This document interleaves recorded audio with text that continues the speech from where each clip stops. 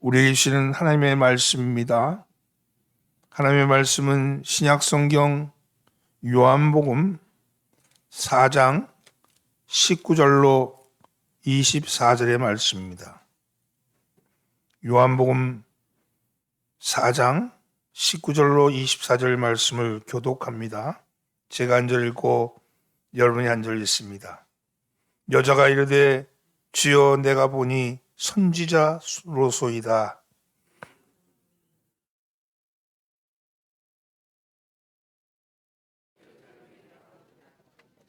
예수께서 이르시되 여자여 내 말을 믿으라.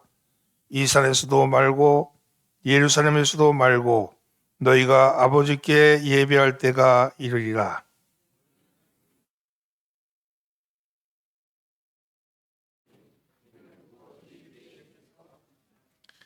아버지께서 참되게 예배하는 자들은 영과 진리로 예배할 때가 오나니 곧 이때라. 아버지께서는 자기에게 이렇게 예배하는 자들을 찾으시느니라.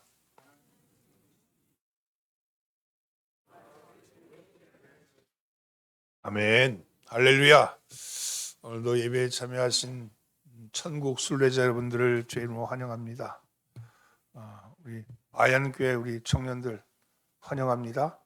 잘 오셨습니다. 오늘 함께 예배드림으로 우리가 하나님만의 한 식구임을 서로 확인합니다. 오늘은 예배하며 살기라는 말씀을 가지고 은혜를 나눠보고자 합니다. 사람들은 버릇없는 사람들 중에서 싸가지가 없다 이렇게 말을 하죠. 이 싸가지가 없다는 것은 무엇을 말하는 걸까? 네 가지가 없다는 건데 네 가지가 없다는 말은 바로 인간이 갖춰야 될 기본적인 도리 인의 예지가 없다는 겁니다. 인의 예지가 없다는 거죠. 그래서는 인의 예지가 사람이 갖춰야 될 기본 도리라고 봤습니다. 그래서 그런 것이 없는 사람을 싸가지가 없는 사람이다 이렇게 얘기하죠. 그렇다면 하나님의 자녀가 갖춰야 될 기본 도리가 있는데 그것은 무엇일까? 그것은 바로 하나님의 자녀가에게 요구되는 가장 귀한 일, 하나님의 자녀가 이 세상에서 가장 가치 있게 여기는 일, 그것은 바로 당신의 몸된 교회에서 예배하는 겁니다. 예배하는 것이 우리가 갖춰야 될 가장 기본적인 거죠. 하나님의 자녀인 우리는 예배를 통해서 하나님을 만나고 하늘로부터 공급받는 힘을 얻습니다. 예배는 이 땅에서 시작해서 하늘날까지 영원토록 계속 행해지는 유일한 일이기 때문입니다. 요한계시록에 기록되어 있는 천국의 모습을 보면 천군 천사들이 전 세계 방방곡곡에서 예수 그리스도를 통해 구원받은 무수한 성도들과 함께 하나님께 존귀와 영광과 찬양을 드리는 예배를 드리고 있는 모습을 볼 수 있습니다. 예배는 지상에서 천상으로 이어지는 그래서 통로입니다. 예배는 오직 구원받는 백성만이 드리는 특권입니다. 하나님은 우리 예배를 받으시기 위해서 우리를 부르시고 구원하신 겁니다. 예배는 하나님이 인간을 만든 목적이기도 합니다. 오늘 우리는 이 예배에 대해서 함께 은혜를 나눠보고자 합니다. 따라서 제사와 예배는 다르다. 여기서 제사는요, 이 제사는 유교식 제사를 얘기하는 게 아니고 구약 제사를 얘기하는 거죠. 혹시 유교식 제사와 우리가 드린 제사는 우리 유교식으로 드리는 제사와 추도 예배가 어떻게 다를까요? 제사 지내는 집도 있고 추도 예배 드리는 집도 있는데 어떻게 다를까? 날짜가 다릅니다. 제사는요, 그 고인이 살아있는 날, 마지막 날을 정해서 드리는 거예요. 그런데 예배는 천국에서 시작되는 날, 그래서 돌아가신 그날 드리는 거예요. 이게 제사는 돌아가시 전날 날짜를 정해서 드리는 거고 우리는 돌아가신 날을 정해서 예배를 드리는 겁니다. 추도식을 드리는 거죠. 이게 좀 다르죠. 구약의 제사와 신약의 예배도 좀 다릅니다. 첫사람 아담은 하나님과 자유롭게 만났어요. 하나님과 함께 에덴 동산을 거닐었습니다. 그러나 아담이 범죄한 후에는 더 이상 하나님을 만날 수가 없었습니다.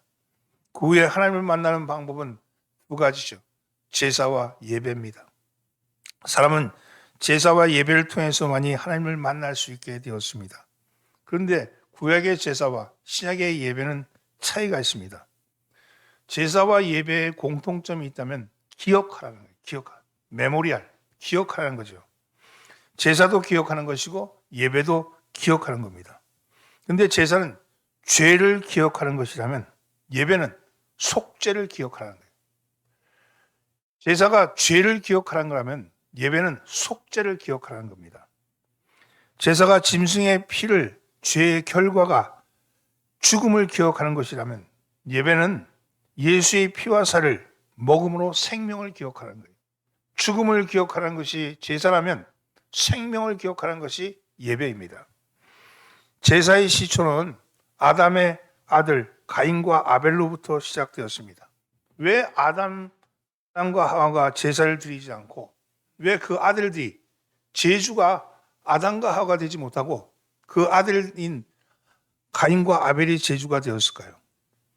아담과 하와는 하나님 앞에서 언약을 범함으로 해서 자신들의 죄가 무엇인지를 알았기 때문입니다. 그런데 그 자식들은 하나님의 언약을 몰랐습니다. 그래서 그들에게 언약을 기억할 필요가 있었던 거죠.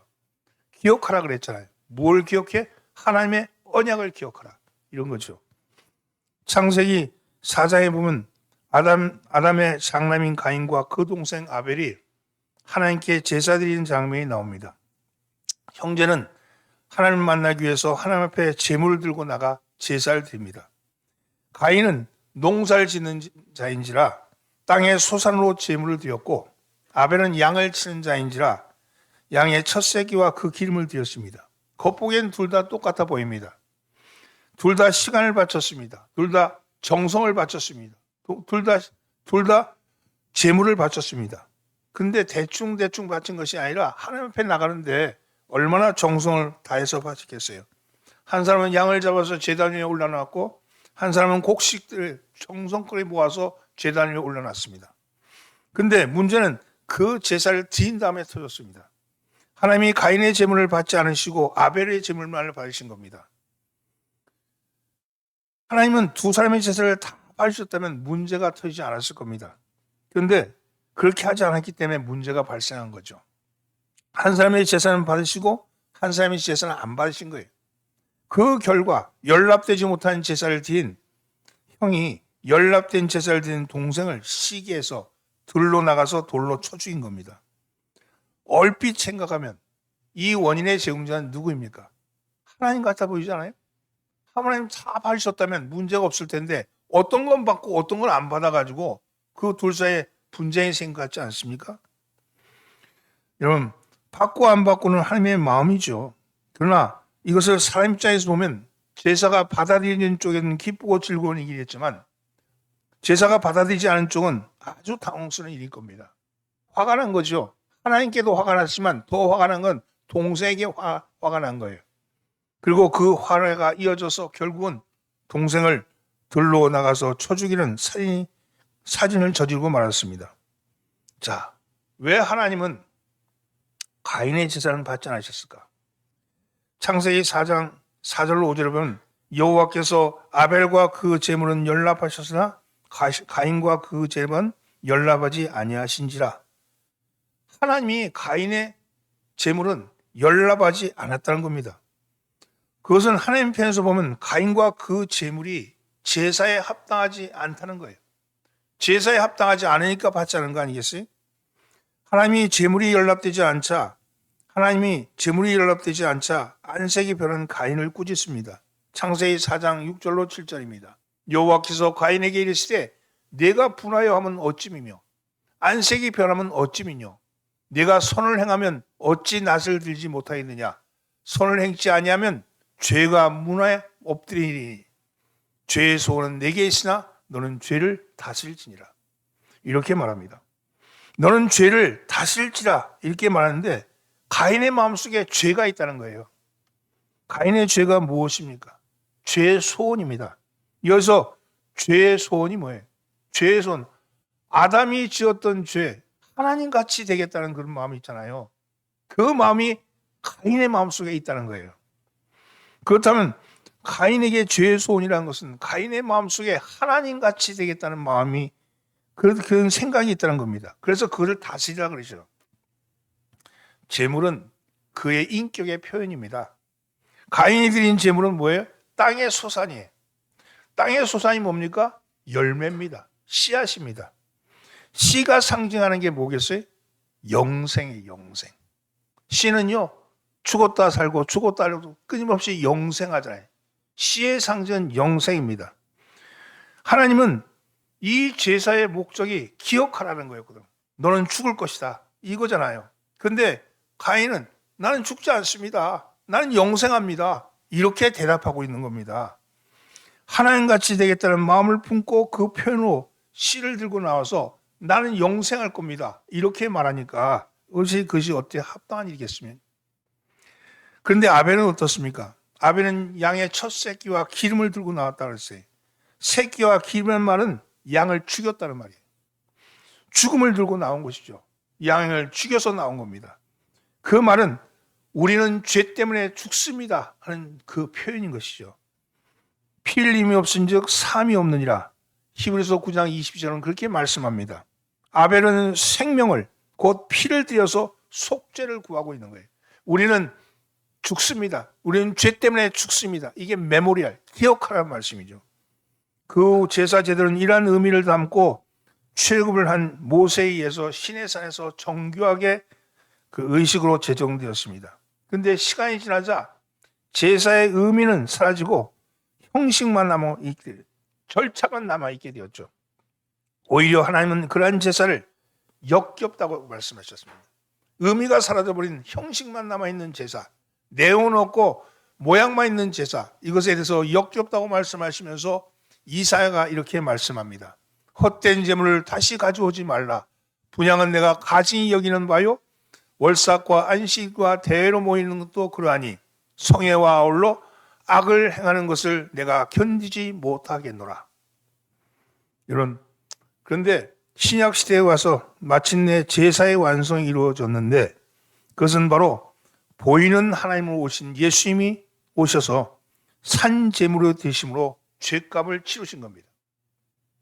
첫사람 아담의 불순종으로 들어온 죄를 마지막 아담이신 예수님이 순종함으로 의로 바꿔놓으신 거죠.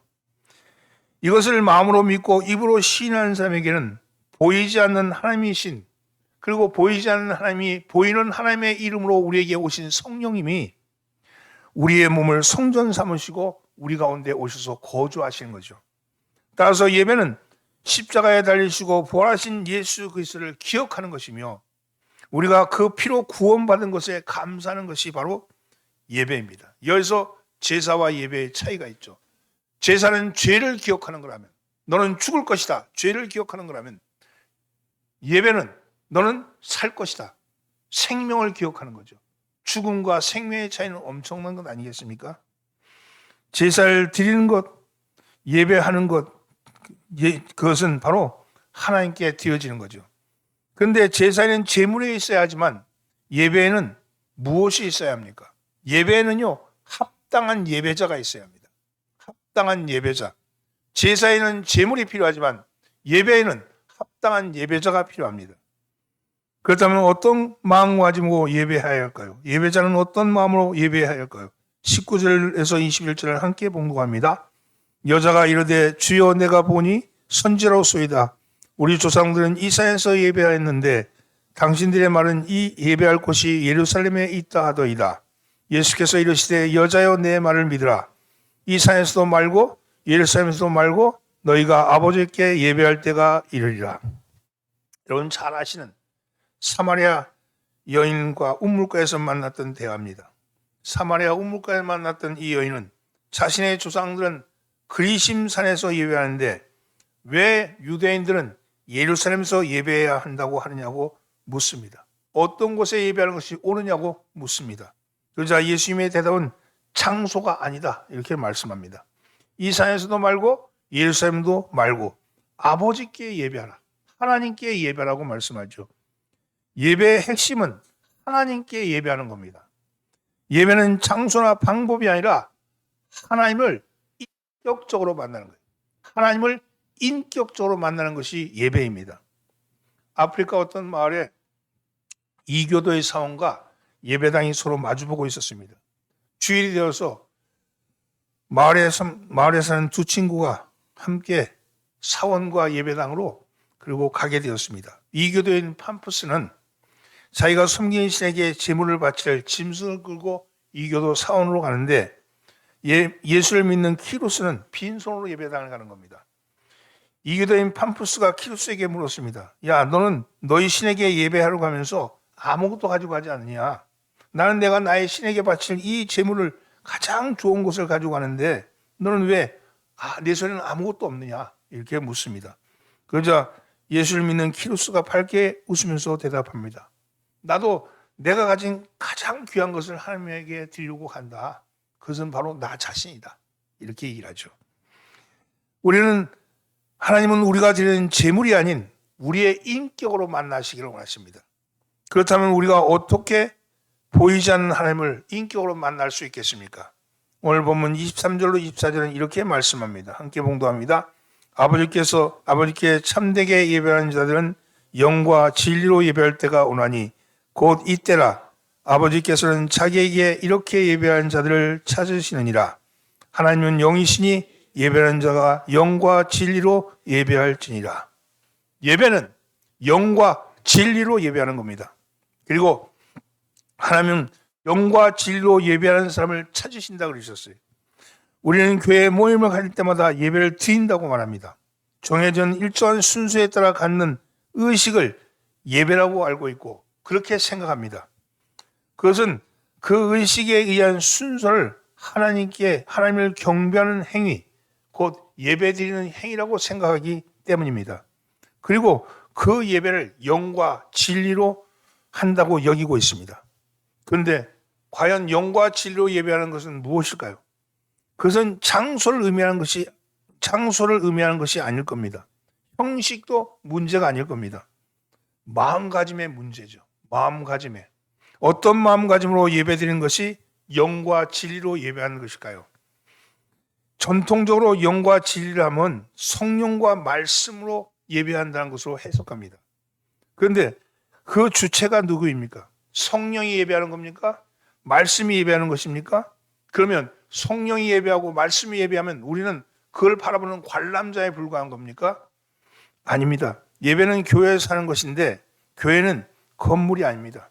교회는 예수님이 그리스도시요 살아계신 하나님의 아들이라고 고백하는 사람들의 공동체입니다. 그리고 참된 교회는 음부의 권세를 이기는 곳이죠. 그래서 죽음을 이끌고 가는 죄를 멸하시는 주님의 권세가 드러나는 믿는 사람들의 공동체가 바로 예배입니다. 이 교회 공동체에서 영과 진리가 드러난다는 거예요. 영과 진리가 드러난다는 겁니다. 그래서 사도 바울은 로마서 12장에서 이렇게 말씀합니다. 그러므로 형제들아, 내가 하나님의 모든 자비하심으로 너희를 권하노니 너희의 몸을 하나님이 기뻐하시는 거룩한 산제물로 드리라. 이는 너희가 드릴 영적 예배느니라. 그렇습니다. 하나님이 우리에게 보여주신 삶의 모습은 어떤 모습입니까? 십자가의 죽으심입니다. 그리고 우리에게 요구하는 것은 자기를 부인하고 자기 십자가를 지고 예수님을 따르는 것입니다. 자기 부인, 자기 십자가, 그건 어디에 나타난 것일까? 자기를 부인하고 자기 십자가를 따르는데 그것은 어디에 나타난 것일까요?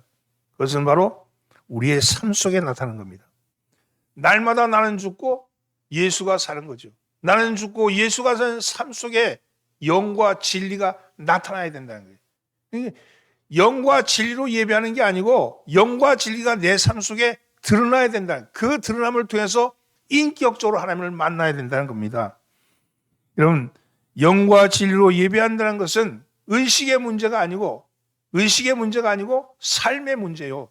형식의 문제가 아니고 내 살아있는 모습의 문제인 것이죠. 그래서 말하기를 영적이라는 단어의 관주를 보면 합당한이라고 되어 있어요. 무엇으로 영적인 예배를 드리느냐? 너희의 몸을 거룩한 산제물로 드립니다. 그것이 바로 합당한 예배라고 말씀하죠. 그러면 어떤 것이 합당한 예배냐? 로마서 12장 2절 말씀, 너희는 이 세대를 본받지 말고 오직 마음을 새롭게 함으로 변화를 받아 하나님의 선하시고 기뻐하시고 온전하신 뜻이 무엇인지를 분별하도록 하라. 합당한 예배는 하나님이 선하시고 기뻐하시고 온전한 뜻이 무엇인지를 분별하여 살아가는 겁니다. 우리의 삶이 하나님의 합당한 삶을 살아내는 것이 예배라는 거예요. 그러기 위해서는 이 세대를 본받지 말라는 거예요. 세상에 살 때는 그냥 이 세대 사람들과 같이 그냥 어울려 살면서, 그렇게 살면서 오직 주일만 되면 나와서 예배한다고 말하지 말라는 거예요. 너의 삶을 영과 진리로 살아내는 것, 그것이 너희의 합당한 예배라고 말하는 겁니다. 그리고 어떻게 해야 합니까? 날마다 마음을 새롭게 해야 합니다. 변화를 받아야 합니다. 그것이 바로 우리가 드릴 영적 예배, 곧 합당한 예배인 겁니다. 세상의 흐름에 따라 살아가는 것이 아니라 하나님의 뜻 가운데서 분별하며 살아가는 것이 우리의 몸을 거룩한 산제물로 드리는 영과 진리의 예배입니다. 그리고 그 시작입니다. 예배는 어디서 드리는 거냐? 우리의 삶 속에서 드려지는 거예요. 예배는 삶 속에서 드려지는 거죠. 그리고 한 주간 동안 하나님의 선하시고 기뻐하시고 온전한 뜻대로 살았는지 점검하고 하나님 뜻이 무엇인지를 다시 한번 하나님께 예배하는 것, 그것이 바로 주일 예배입니다. 주일 예배는 거룩한 삶, 영과 진리로 사는 삶 속에 드려지는 예배를 살다가, 우리의 삶을 살다가 주일날 모여서 우리가 정말 그 뜻대로 온전하게 살았는지를 점검하고 그 가운데 힘을 얻는 거죠. 내가 내 삶이 주님 앞에 드려지는 예배로 살아있는가를 점검하는 것이 바로 주일 예배인 겁니다. 그리고 주일 예배는 너무 요란할 필요도 없고, 너무 화려할 필요도 없고, 너무 기교를 가미할 필요도 없습니다. 너무 감성적으로 만들 필요도 없습니다. 주일 예배는 말씀을 통해서 다시 한번 하나님의 뜻을 분별하며 마음을 새롭게 하고 변화를 받아서 하나님의 뜻대로 살아가는 삶을 점검해 보는 것, 그것이 바로 영과 진리로 드려지는 예배의 결말입니다. 오늘 여러분의 삶에 예배를 드리고 있습니까? 여러분 주일날 와서 이 시간에 예배 드리는 것이 우리의 예배라고 생각하십니까? 아닙니다. 하나님은 우리에게 예배하는 존재, 우리의 삶 전체가 바로 예배하는 존재로서의 삶이죠. 그것이 영과 진리, 성령이 날마다 내 일상 속에서 함께 하심을 느끼고 말씀이 내 삶 속에 녹아내림을 깨닫는 것, 그것이 예배이고, 그 예배가 주일 예배란 공동체로 모여서 그 예배에 대해서 하나님의 뜻대로 사는지를 다시 한번 점검하고 확인하고, 그래서 하나님께 영광을 돌려내는 것, 그것이 바로 예배의 의미인 거죠. 그럼 구체적으로 우리는 우리의 삶 속에서 어떻게 예배해야 할까요? 우리는요, 감사로 예배해야 합니다. 하나님이 계신 성전에서 예배해야 되는데, 그리심도 아니고 예루살렘도 아니면 하나님의 성전은 어디입니까? 바로 우리의 몸이라 그랬잖아요. 우리의 몸이 성전이라고 그랬잖아요. 바울은 고린도 교회에 편지하기를 우리는 살아계신 하나님의 성전이다. 우리는 하나님의 살아계신 성전이다. 이렇게 말씀했습니다. 하나님은 우리의 몸을 성전 삼으시고 우리 가운데 와 계십니다. 우리가 살아계신 하나님의 성전이며 우리 안에 들어와서 하나님은 영원히 함께하고 계시는 겁니다. 보이지 않는 하나님이 보이는 하나님으로 오신 분이 예수 그리스도. 예수 그리스도가 부활하고 승천하신 후에 보이지 않는 하나님이 보이는 하나님의 이름으로 우리 가운데 와 계신 분이 성령님. 그 성령님이 우리 가운데 머무는 것. 그래서 하나님이 우리 가운데 머무르니 우리의 몸이 성전 아닙니까? 이 성전이 살아내는 것, 그것이 바로 예배라고 말씀하죠. 하나님을 인격적으로 어디서 만납니까? 예배당에서요? 예배당에만 하나님이 계십니까? 아니죠. 우리의 삶의 모든 일상 가운데 하나님이 함께 하시잖아요. 그러면 날마다 인격적으로 하나님을 만나는데 어떻게 만납니까? 성령님과 말씀으로. 말씀은 예수 그리스도죠. 성령님과 말씀으로, 하나님 말씀 오신 그분은 우리에게 어떻게 살아야 되는지 우리의 삶의 모범을 보여주잖아요. 말씀을 읽는다는 것은 그분이 어떻게 살았는지를 바라보고 그 힘을 어디서 얻어요? 성령님을 통해 얻으면서 우리가 살아가는 것, 그것이 예배라는 거예요. 삶이 예배인 거죠. 여러분 사랑하는 성도님은 이런 삶이 예배라면 우리 가운데 와 계신 그 하나님, 우리가 할 수 있는 그 하나님에게 할 수 있는 것은 무엇이겠습니까? 오직 감사밖에 없죠. 오직 감사. 여러분, 하나님은 하나님의 자녀된 우리를 위해서 모든 여건과 환경을 조성해 주셨습니다. 하나님이 우리 가운데 와 계시다면 내 앞에 펼쳐져 있는 모든 환경과 이런 건 하나님이 조성한 거라는 거예요. 내가 보기에는 왜 이렇게 나는 힘들어? 나는 왜 이렇게 어려워? 이런 것조차도 하나님이 조성한 거라는 거예요. 어떤 것이든지 여러분에게 놓여있는 모든 환경은 하나님이 함께, 그걸 섭리라 그러잖아요. 그런데 그 환경을 바라보면서 내가 싫고 좋고 말할 수 없죠. 하나님은 모든 환경을 주선하시기 위해 좋았더라 하셨잖아요. 하나님이 나에게 만드는 모든 환경은 나에게 좋은 것이고 하나님께 좋은 겁니다. 그렇다면 내가 응답할 수 있는 말은 감사밖에 없죠. 비록 내가 눈앞에 볼 때는 내 삶이 어렵고 힘들고 괴로운 환경이 있다 할지라도 그것조차도 하나님이 만드셨다면 그것을 통해서 내게 일하시는 하나님을 볼 수 있는 거 아니겠습니까? 인격적으로 오신 그분이 내게 일하시는 것을 보게 하시는 거죠. 내가 일합니까? 아닙니다. 내 안에 계신 성령님이 일하시는 거예요. 내 안에 있는 성령님이 환경과 조건을 만들어 가시고 그것을 이루게 하십니다.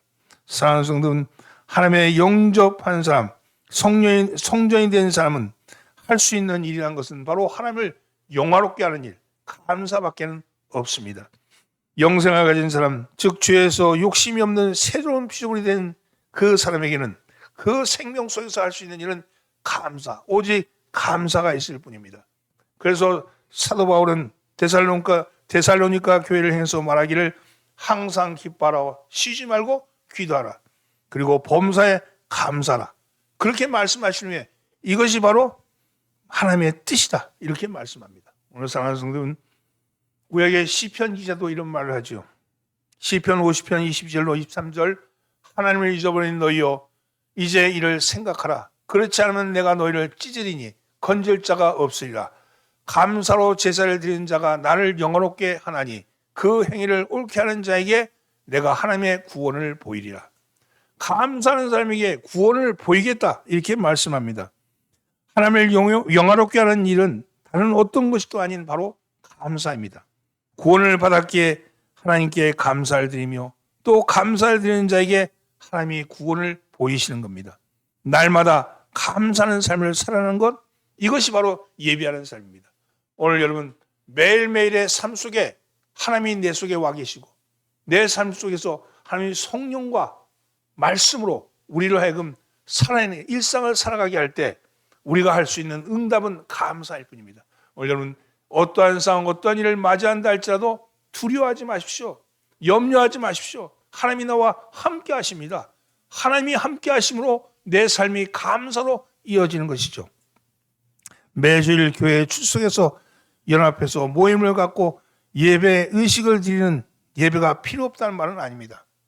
매일 매 순간의 삶에서 예배하는 믿는 자들이 연합하는 모습을 드러내는 것이 바로 예배 의식입니다.